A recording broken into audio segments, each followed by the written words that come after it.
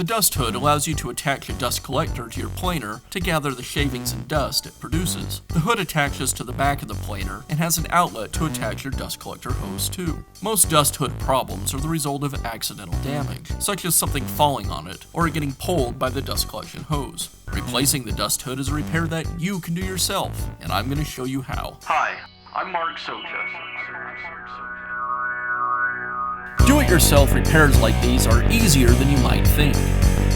From lawn machines to cordless drills, kitchen mixers, outdoor grills, our how-to videos walk you through each repair from start to finish. So doing it yourself means never having to do it alone. Let's get started.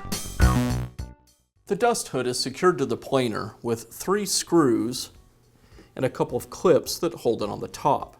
I'll begin by removing the screws.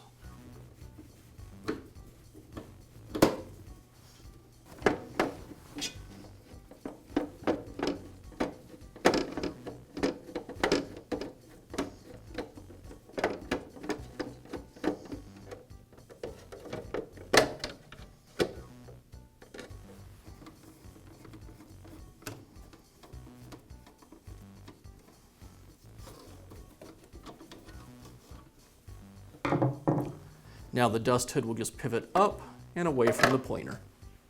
To install the new dust hood, I place the clips over the dust shield and pivot the dust hood into place, and now I'll re-secure it with the screws.